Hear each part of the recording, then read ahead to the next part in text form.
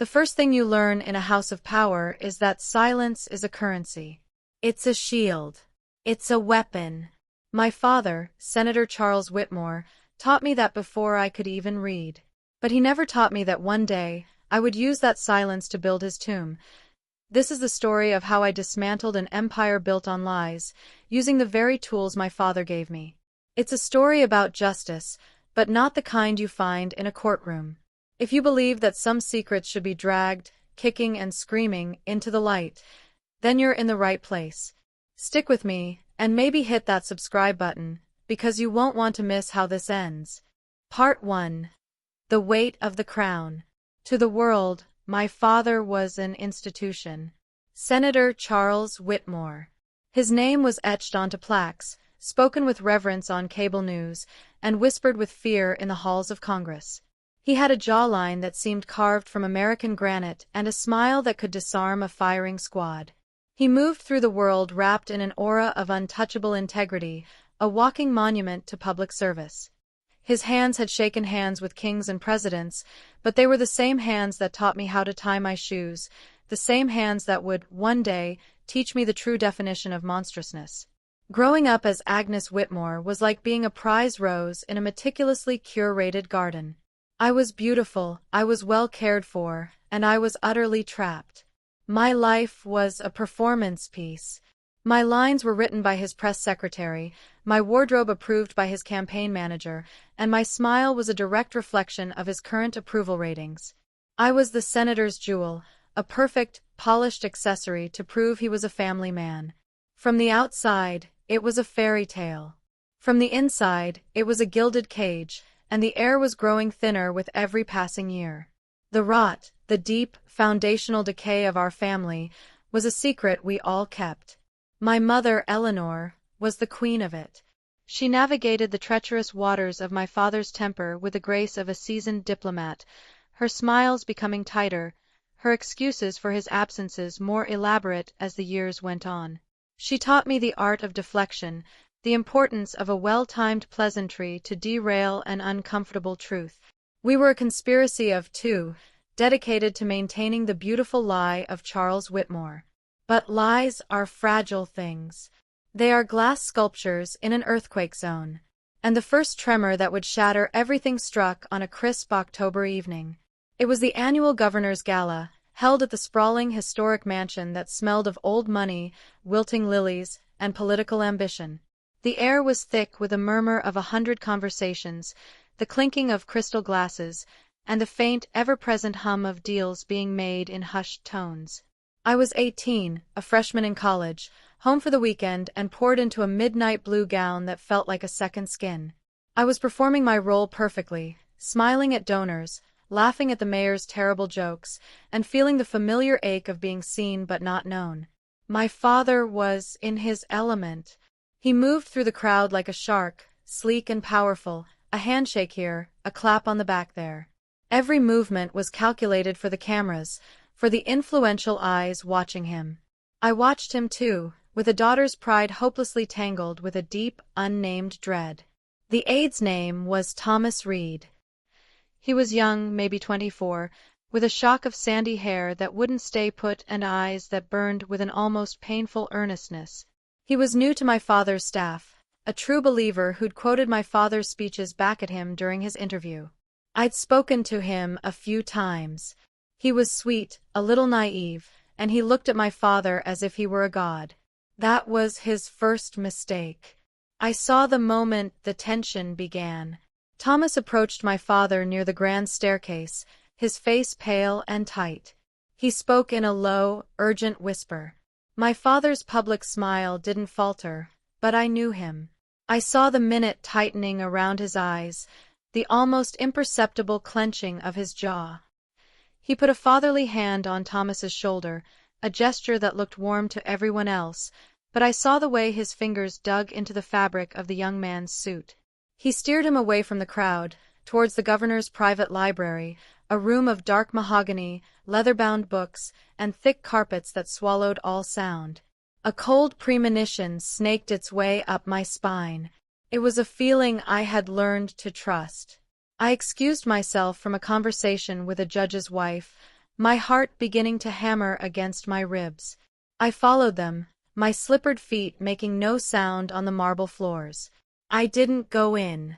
I stood in the shadow of a large decorative urn in the hallway, the heavy oak door to the library left slightly ajar. At first, their voices were just a low rumble.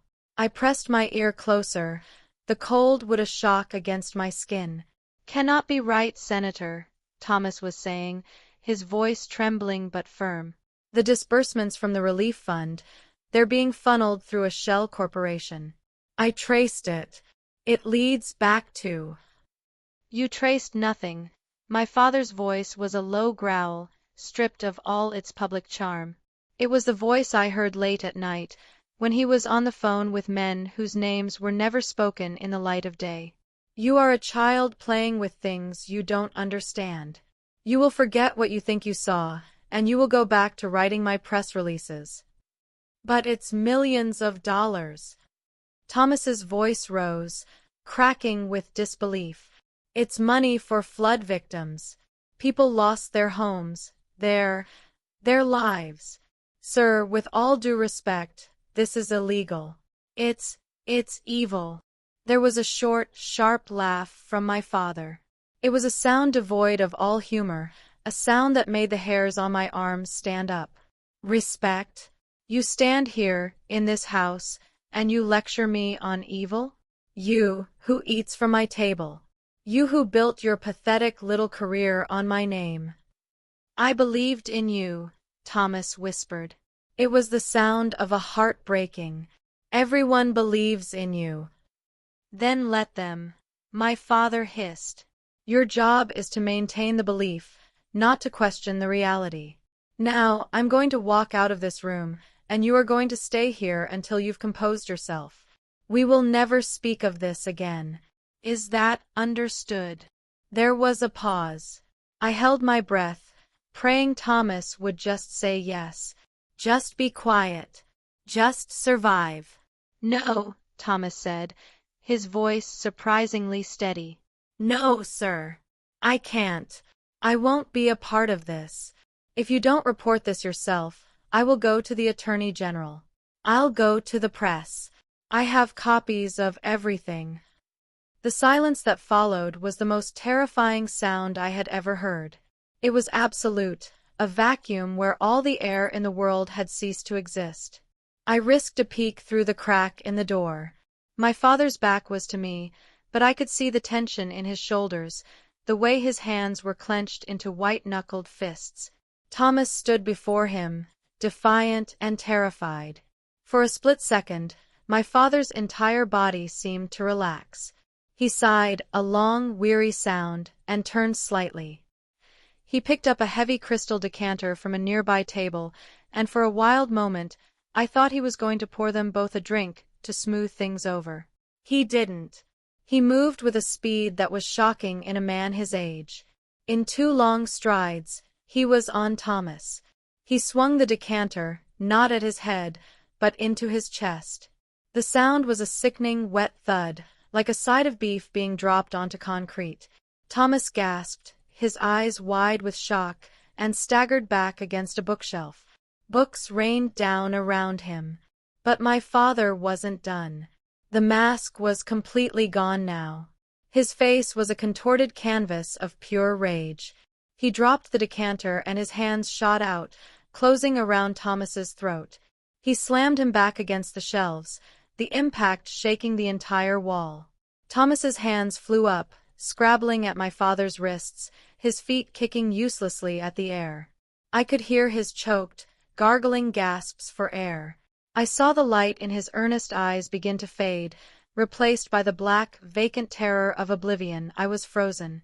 My body was screaming at me to run, to scream, to do something, but I was paralyzed, a statue of horror. I couldn't tear my eyes away. It was like watching a film, something unreal and distant. But the sounds were real. The desperate, scratching sounds. The final, wheezing rattle. And then, stillness. My father held him there for a few seconds longer, his chest heaving. Then he let go.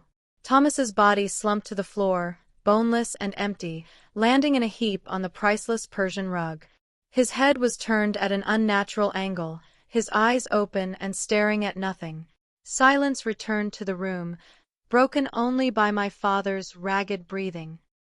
He stood over the body, not with panic, but with a kind of grim satisfaction. He straightened his tie. He smoothed his suit jacket. He looked, for all the world, like a man who had just concluded a difficult but necessary piece of business. And then, his eyes lifted. They scanned the room, and then locked, with chilling precision, onto the crack in the door.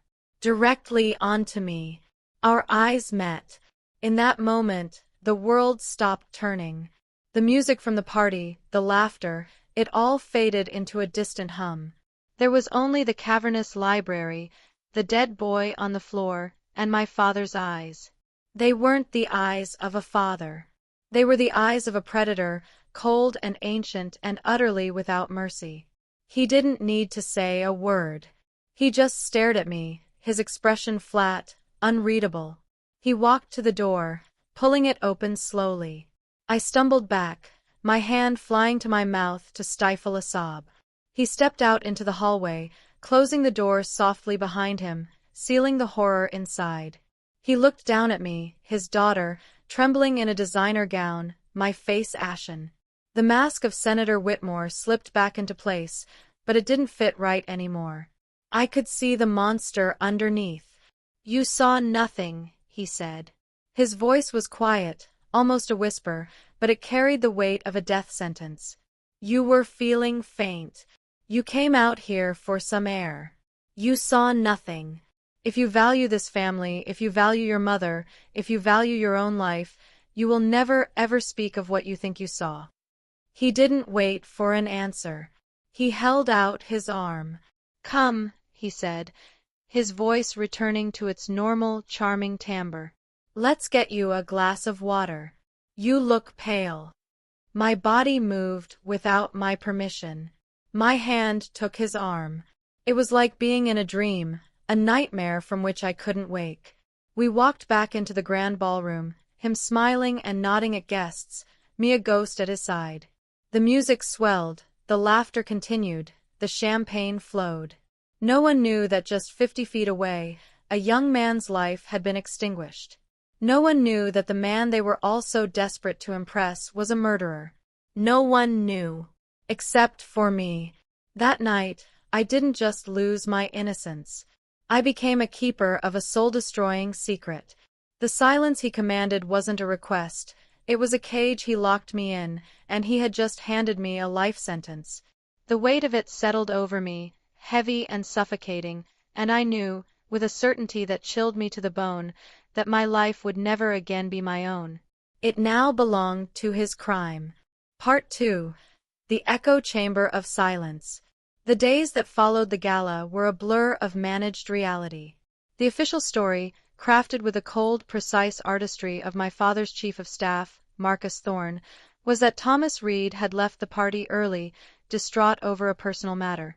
2 days later, his car was found by a ravine miles out of the city. It was ruled a suicide. A tragic loss. A promising young man who, apparently, had demons no one knew about. My father gave a moving statement to the press, his voice thick with carefully rehearsed grief, praising Thomas's dedication and lamenting the silent struggles of today's youth. I watched him on the television in our family's sitting room, and I had to physically grip the arms of the chair to keep from screaming. The silence my father had imposed was not a quiet, peaceful thing. It was a living entity. It filled every room I walked into. It sat between my mother and me at the dinner table, a third, monstrous guest. It screamed in my ears when I tried to sleep. I would jolt awake, drenched in sweat, the image of Thomas's lifeless eyes burned into the back of my eyelids. I'd hear the thud of the decanter, the sickening scrape of his shoes on the floorboards. The ghost of that night haunted me, a constant, invisible companion. I became an expert actress, even better than my mother. I returned to college and perfected the part of the grieving, concerned daughter of a grieving public servant. I expressed shock and sadness over Thomas's death to my friends. I listened to my father's colleagues offer their condolences, their voices dripping with sympathy for him, for the burden he had to carry. Each word of pity for him was a hot poker against my soul. My father never spoke of it again. Not directly. But he would find ways to remind me of the leash he held. We'd be at dinner, and he'd casually mention how fragile a reputation is, how a single unsubstantiated rumor could destroy decades of good work. He'd look at me then, a pointed, knowing look over the rim of his wine glass. I know what you know. And I know you won't talk. He was reinforcing the bars of my cage, day by day. The true masterclass in psychological torture came from my mother. About a month after the murder, I found her in the garden, listlessly pruning her prize-winning roses. Her face, usually a mask of serene composure, looked brittle, like fine china covered in hairline cracks. I couldn't bear the silence anymore. It was eating me from the inside out. "Mother," I began, my voice barely a whisper. "That night, at the gala, She didn't look at me. She snipped a dead rose from its stem with a vicious snap of her shears. "Agnes, please, don't." I saw him. I pushed, the words tasting like poison. "I saw what he did to Thomas." Her hands stilled. She finally turned to face me, and her eyes were filled with a terrifying cocktail of fear and fury. "You saw a silhouette in a dark room," she said, her voice low and sharp. "You saw your father having a heated argument with an unstable employee. An employee who, tragically, took his own life. That is what you saw." "No," I choked out, tears welling in my eyes. "That's not what happened. He killed him. He choked him to death right there on the library floor." She took a step closer, her manicured hand gripping my arm with surprising strength. Her perfume, a scent I had always associated with comfort, now seemed cloying and suffocating. "Listen to me, Agnes. Your father is a powerful man. He has enemies who would use anything, to tear him down. To tear us down. Do you have any idea what would happen if you were to voice these fantasies?"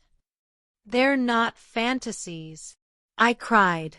"They are," she hissed, her face inches from mine. "Because the alternative is unthinkable. The alternative would destroy this family. It would destroy your future. It would destroy everything your father has built. He does what is necessary. He protects this family.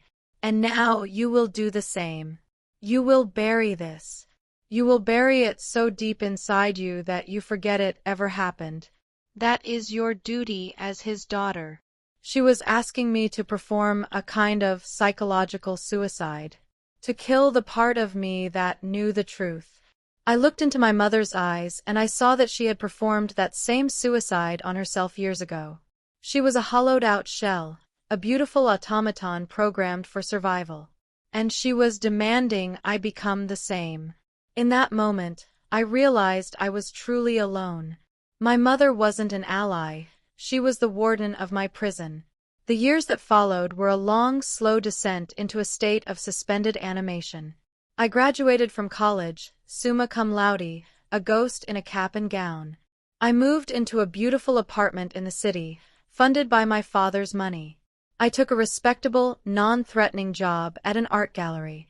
I dated respectable, non-threatening men. I played my part. The senator's jewel, all grown up, sparkling and perfect. But every night, the movie played in my head. The rage grew, a cold, hard knot in my stomach. It was a quiet rage, a patient one.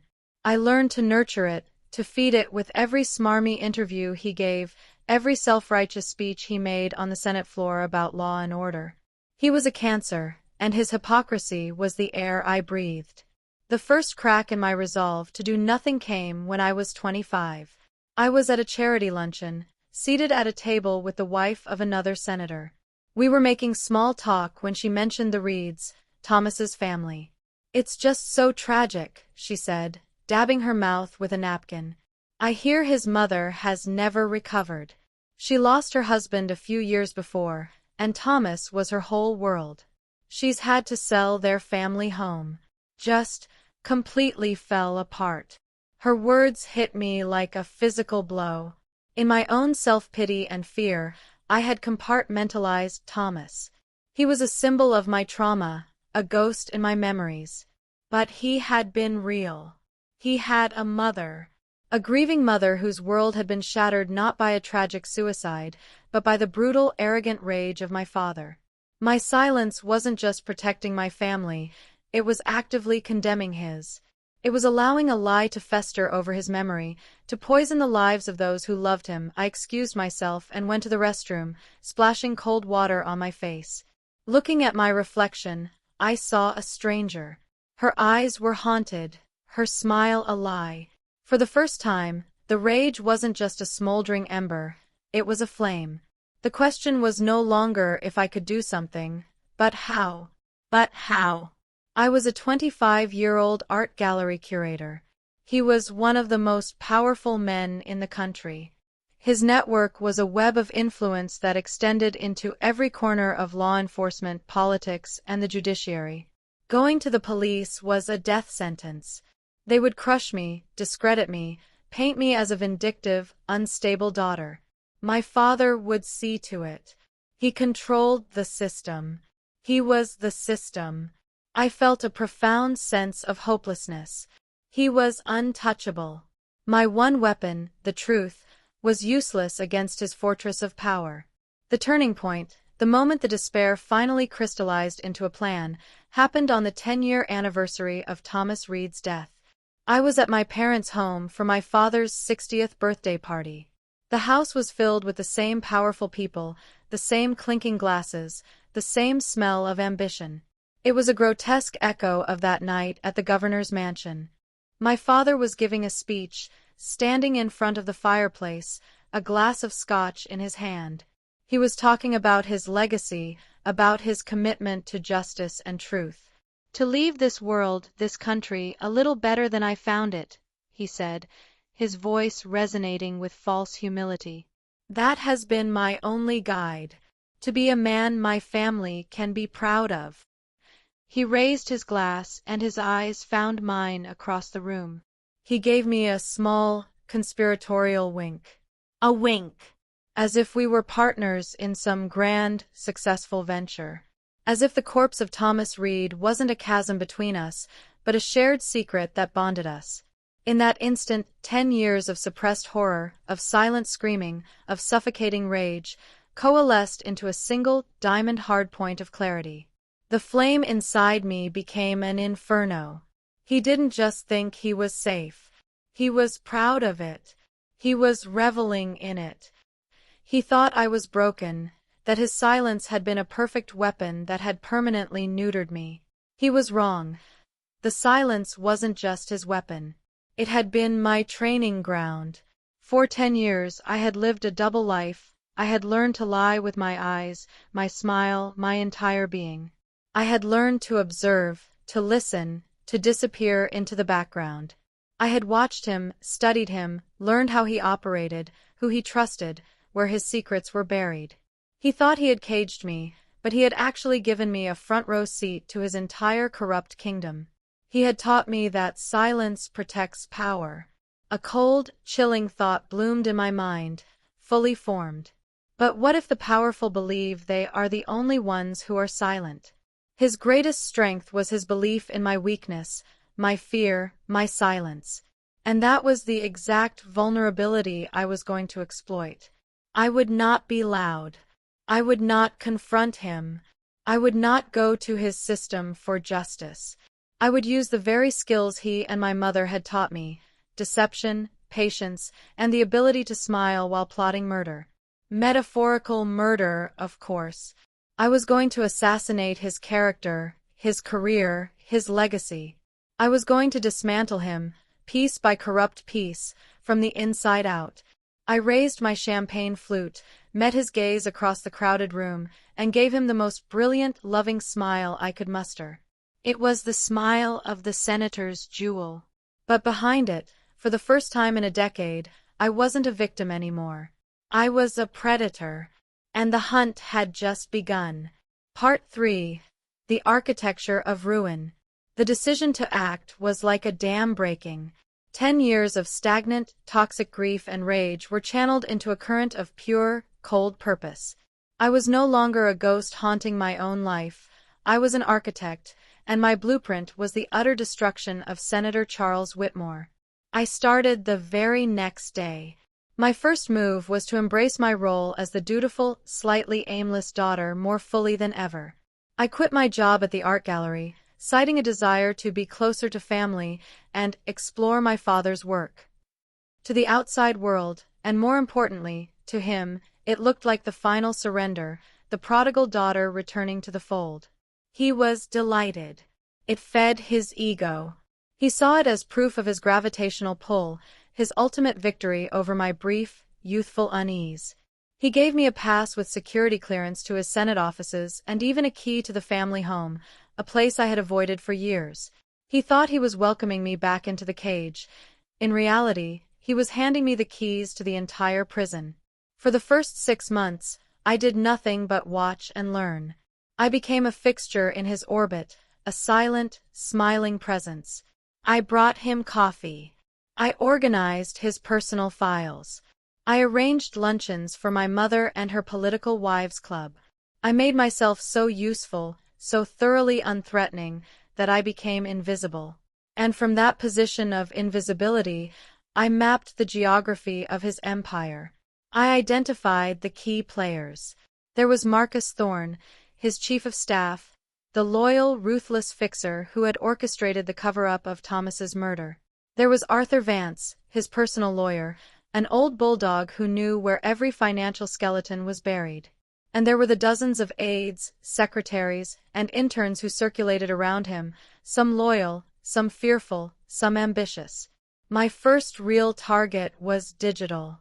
My father, for all his cunning, belonged to an older generation. He trusted paper more than pixels and viewed cybersecurity as something for the IT department to worry about. He had an old laptop in his home study, a relic he barely used anymore, but which I suspected had never been properly wiped. Getting to it was a nerve-wracking ordeal. I waited for a night when my parents were at a state dinner. Using the key he had so proudly given me, I let myself into the silent, cavernous house. Every creak of the floorboards sounded like a gunshot. My heart hammered in my chest as I walked into his study, the room where I had last seen Thomas Reed alive. The memory was so strong I could almost smell the metallic tang of blood in the air. I had to force myself to focus. I spent 4 hours hunched over that old machine, using forensic data recovery software I'd spent weeks teaching myself to use. My hands were shaking so badly I kept mistyping passwords. It was a digital archaeological dig through years of deleted emails, old contact lists, and cached documents. And then I found it. Buried in a fragmented file from a corrupted hard drive backup was a series of ledgers. They detailed the shell corporation Thomas had discovered, the Patriot Freedom Fund. It was a complex web of transactions, laundering money skimmed from federal relief projects, campaign donations, and foreign consulting fees into offshore accounts. It was the motive. It was the proof that Thomas had been right. I copied everything onto an encrypted drive, my breath catching in my throat. This was the first brick in my wall. My next step was leveraging my father's own arrogance against him. He loved to hold court, to boast. I started arranging small, intimate dinners at the house with his oldest, most trusted allies. I'd play the perfect hostess, ensuring the wine flowed freely. Then, I would leave a strategically placed, high-end digital voice recorder disguised as a pen or a USB stick on a side table. Most of the time, I got nothing but hours of drunken political gossip. But the men who surrounded my father were just as corrupt as he was, and with enough expensive scotch in their systems, their tongues loosened. One night, I caught gold. Arthur Vance, his lawyer, was laughing with my father about a recent audit.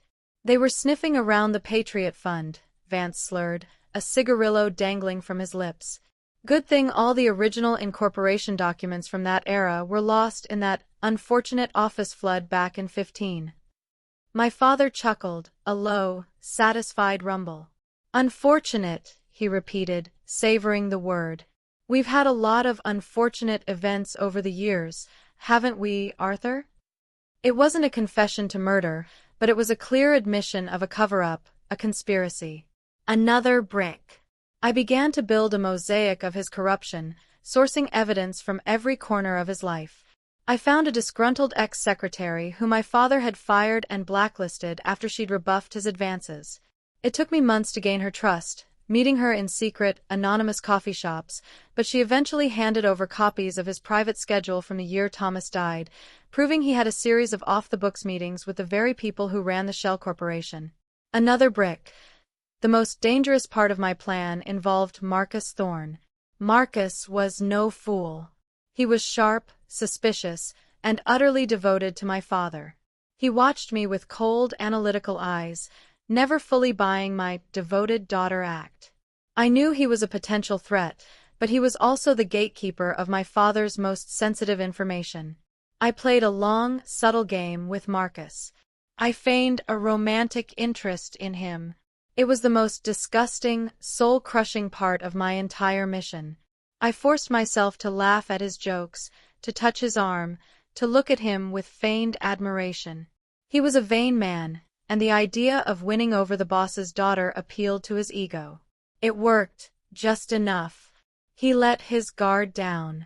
Not much, but enough for me to get what I needed. One evening, after I'd allowed him to take me to a ridiculously expensive dinner, I claimed to have a headache and asked if he could drive me back to my apartment. In the car, I accidentally spilled a bottle of water on his suit. Panicked and apologetic, I insisted on helping him clean it up in my apartment.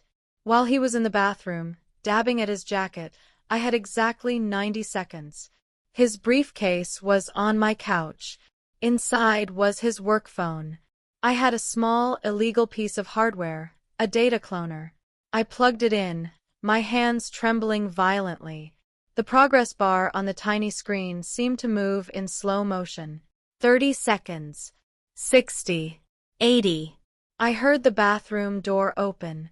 I yanked the device out, shoved the phone back in the briefcase, and snapped it shut just as he walked back into the room. My heart was beating so hard I was sure he could hear it.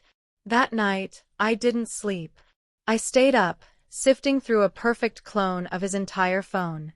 And there, buried in his secure messaging app, were the conversations from the night of Thomas's murder. Chillingly brief, professional messages between him and my father. Marcus, package is secure. Awaiting transport.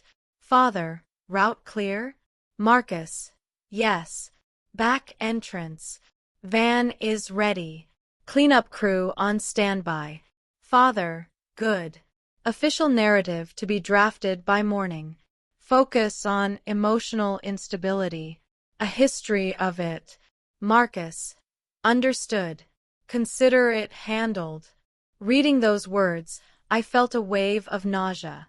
They spoke of a human life as a package.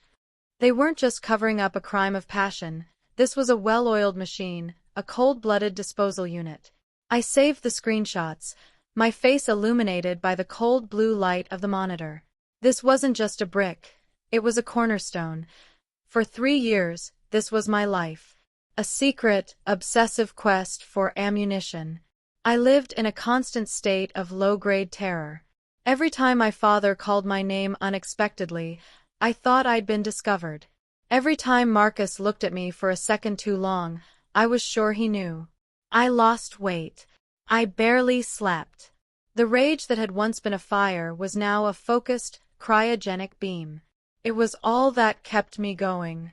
The final piece of the puzzle, the one I knew I needed to truly bury him, was his own voice. I needed him in his own words, admitting to the crime. It was the one thing he had never been stupid enough to do. But I knew my father. His arrogance was a fatal flaw. He believed his private study was as impenetrable as a fortress. So I decided to bug it. This was the riskiest move of all. It took me a month of planning. I bought the best audiobug I could find online, a tiny, voice-activated transmitter with a long battery life. I studied the cleaning crew's schedule, the security patrol patterns. I found my window, a 2-hour block on a Sunday afternoon when the house was empty. Walking into that study again was like stepping back in time. I could almost see the indentation on the carpet where Thomas's body had fallen. I had to bite my lip to keep from crying out. Shaking, I crawled under my father's massive mahogany desk. I affixed the tiny device to the underside, my fingers fumbling with the adhesive. It was a race against the clock, my own pulse thundering in my ears. I got out of the house with seconds to spare, my clothes covered in dust, my soul screaming. For weeks, I listened. I sat in my small apartment, wearing headphones, listening to the feed from the bug. I heard him broker corrupt deals, threaten political rivals, and bully his staff. I heard the mundane, too, him complaining about the stock market, yelling at the TV during a football game. I was beginning to think it was a bust. And then it happened. He was on the phone with his brother, my Uncle Robert, a weak-willed man my father held in utter contempt. They were arguing about money. Robert must have said something that hit a nerve, something about my father's character. "You want to talk about character, Bobby?" My father suddenly snarled, his voice dropping to that terrifying growl I knew so well. "You have no idea the things I've done to protect this family. The sacrifices I've made. You remember that little aide? The righteous one, a decade ago? He was going to burn us all down. He had the documents. He was going to be a hero." There was a pause. I could barely breathe. My hand was clamped over my mouth. "So I stopped him," my father said, his voice cold and flat. "Right here, in this room. I shut him up. Permanently. That's character, you sniveling coward. That's doing what needs to be done. I built this empire with my own 2 hands, and I will tear down anyone who tries to take it from me. Even a nobody kid with a misplaced conscience." I ripped the headphones off, my body trembling uncontrollably. I had it. I had his confession. The voice of God, caught on a $50 piece of electronics. His own words, his own pride, his own monstrous ego, had handed me the murder weapon. I copied the audio file to the encrypted drive, alongside the ledgers, the text messages, the sworn affidavit from the secretary, the financial records, the surveillance photos I'd taken of his secret meetings. 3 years of my life, a decade of my pain, all condensed onto a single silver thumb drive that I held in the palm of my hand. It felt impossibly heavy, like the weight of a life. Thomas's life. My own. I didn't go to the police. I didn't go to the FBI. The system was his. He would use it to entangle, to delay, to discredit. He would turn it on me. I was going to take this somewhere he couldn't control, somewhere he couldn't reach with his power and his money. I was going to take it to the court of public opinion. I put the drive in a small, padded envelope. My heart was steady now. The fear was gone, replaced by an icy, resolute calm. The wall was built. The trap was set. All that was left was to watch the monster walk into it. Part 4. The Reckoning and the Dawn. Choosing the delivery method was the final, critical piece of strategy. A single leak to a single journalist could be contained, dismissed as a partisan attack. My father was a master at killing stories and discrediting reporters. I needed a firestorm, an inferno so vast and so sudden that his army of spin doctors and lawyers would be powerless to extinguish it. I spent a week meticulously researching. I identified the top 5 investigative journalists in the country from 3 competing networks and 2 major newspapers. I chose them specifically because they loathed one another. There would be no chance of them colluding to bury the story for a shared source. Their competition would fuel the fire. I created 5 identical packages. Each contained an encrypted USB drive, a single sheet of paper with a complex password, and a note. The note was simple, the complete, unvarnished truth about Senator Charles Whitmore. The password will be sent to your work phone via an anonymous text in 24 hours. You will not be the only one receiving this. The clock is ticking. I sent the packages via 5 different courier services from 5 different locations across the city. Then, I destroyed my burner phone and the laptop I'd used for my research. I scrubbed my apartment of any trace of my secret life. I was erasing the architect, leaving only the evidence. The next 24 hours were the longest of my life. I felt strangely calm, detached, as if I were watching a movie about someone else. I booked a room in a nondescript hotel in a neighboring state under a false name. I wanted a front row seat, but from a safe distance. From that sterile, anonymous room, I sent the 5 texts simultaneously. Then I turned on the television, switched it to a national news network, and I waited. The silence lasted for 3 hours.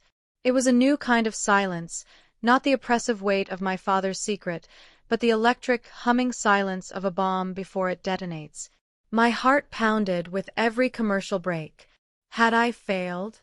Had they dismissed it as a hoax? And then, at 7:52 p.m., it began. A news anchor broke into the regularly scheduled programming, his face a mask of stunned gravity. "We are breaking into our broadcast with a developing story of monumental proportions," he said, his voice trembling slightly. "Multiple news organizations, including this one, have received a massive trove of documents, audio files, and private communications that appear to implicate long-serving Senator Charles Whitmore in a decade-long conspiracy of financial fraud, obstruction of justice, and potentially murder." The dam broke. It was an avalanche. Within minutes, every channel was covering it. My father's smiling, official portrait was plastered on the screen next to headlines that screamed, "Senator Whitmore implicated in AIDS 2015 death, the Patriot Fund scandal, secret recording, I shut him up. Permanently." They played the audio.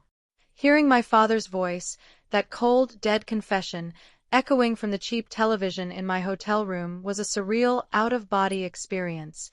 The secret I had carried alone in the dark for over a decade was now the property of the entire world. It was being dissected on live TV by legal analysts, their faces slack with shock. They played the text messages between my father and Marcus Thorne. They displayed the laundered money trails from the ledgers. They had it all. And it was all irrefutable. I watched, mesmerized, as the empire began to crumble in real time. News crews were dispatched to his offices, to our family home, their vans lining the streets like vultures. The Senate Majority Leader issued a terse statement expressing deep concern. The governor, whose mansion had been the scene of the crime, claimed to be personally horrified. His allies, the men I had seen laughing and drinking in his study, were suddenly unavailable for comment. The rats were fleeing the ship. My phone, my real phone, which I had left on, began to vibrate incessantly. My mother. My father. Marcus. Dozens of numbers I didn't recognize. I let it buzz, a frantic, angry insect on the nightstand. There was nothing they could say. There was nothing left to do but watch him burn. My father, of course, tried to fight. He appeared on a friendly network later that night for an exclusive interview. It was a disaster. The man on the screen was not the composed, powerful senator I knew. He was a cornered animal. His face was pale, his eyes darting and wild. He blustered, calling the evidence a deeply sophisticated, foreign-orchestrated smear campaign. He denied everything, but the audio was undeniable. The interviewer played the recording for him, live on air. "Is that not your voice, Senator?" He stammered, his usual silver-tongued eloquence gone, replaced by the pathetic fumbling of a man choking on his own lies. "That recording is a fabrication, a deep fake. This is an assault on our democracy." But no one was buying it. The evidence was too overwhelming, too specific, too corroborated. Watching him, I didn't feel hatred. I didn't even feel glee. I felt a profound, chilling sense of pity. He was just a man, a hollowed-out, pathetic man, stripped of his power, exposed for the monster he was. His fortress had been made of paper, and I had finally struck the match. The final act was mine. The day after the story broke, I agreed to a single live television interview with the most respected journalist in the nation, a woman my father had personally tried to ruin years earlier. I walked onto the set not as the senator's jewel, but as Agnes Whitmore. I wore a simple black dress. My face was bare of all but the most minimal makeup. I was calm.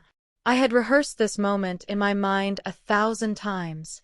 The interviewer, her face a mixture of sympathy and journalistic intensity, asked the question the world was waiting for. Agnes, why? Why now? And how did you? I looked directly into the camera. I knew my father would be watching. For more than a decade, I began, my voice clear and steady, I have lived in silence. My father taught me that silence protects power. It protects the family. It protects the legacy. And for a long time I believed him. I was a dutiful daughter. I was also a coward. I paused, letting the words hang in the air. But I was wrong. Silence doesn't just protect power. It protects the guilty. It protects predators. It allows the rot to spread. The man you saw on your television last night, the man who called himself a victim, is not the man I know. The man I know is a thief and a liar. And on a night 13 years ago, in the governor's library, I saw him become a murderer when he took the life of a brave young man named Thomas Reed, who threatened to expose him. I told them everything. I didn't cry. I didn't raise my voice. I simply stated the facts, the cold, hard truth I had carried for so long. I didn't bring this information to the authorities, I concluded, looking into the camera again, because my father is the authorities. He is the system. And you cannot ask the system to cure the disease when the disease is in its heart. The only power greater than his influence is the truth. And so I gave the truth to you. To everyone. The interviewer asked her final question. Your father demands to know who betrayed him. What would you say to him right now? I took a breath. I would tell him that he betrayed himself. His greed betrayed him. His rage betrayed him. And his belief that he was untouchable betrayed him. He built my prison, but he forgot to teach me to love it. He taught me to be silent, but he never considered that I was listening. Resolution and reflection. The fallout was absolute.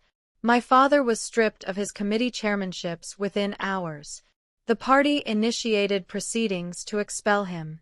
The Attorney General, under immense public pressure, launched a federal investigation. Marcus Thorne was arrested 2 days later, and in a desperate bid for self-preservation, he agreed to cooperate fully in exchange for a plea deal. My mother filed for divorce, her final act of self-preservation, retreating into a cocoon of lawyers and sedatives. I never spoke to my father again. The last I saw of him, he was being swarmed by reporters as he left a courthouse, his face a haggard, unrecognizable mask of fury and defeat. The granite jawline had turned to slack jowls. The powerful aura was gone, replaced by the stench of desperation. He was no longer an institution. He was just a criminal. For me, freedom wasn't a sudden, explosive feeling. It was a quiet dawn. It was the first morning I woke up, and the ghost of Thomas Reed wasn't the first thing I saw. It was walking down a city street and not feeling the weight of 1,000 unspoken words on my shoulders. It was looking in the mirror and finally recognizing the woman staring back at me. I had been born into an empire of lies, a gilded cage built by a monster. He had given me his name, his shadow, and his silence. But in the end, I took the one thing he never thought I would have, justice. Not for myself, but for the boy whose name he thought the world had forgotten, and for every other person he had crushed under the heel of his ambition. My name is Agnes Whitmore. I am not the senator's jewel. I am the woman who brought down a king. And for the first time in my life, I am finally, completely free. The truth has a power all its own, but only if someone is brave enough to speak it. If this story resonated with you, let me know in the comments below. And if you want to hear more stories about justice finding its way out of the darkness, don't forget to like and subscribe.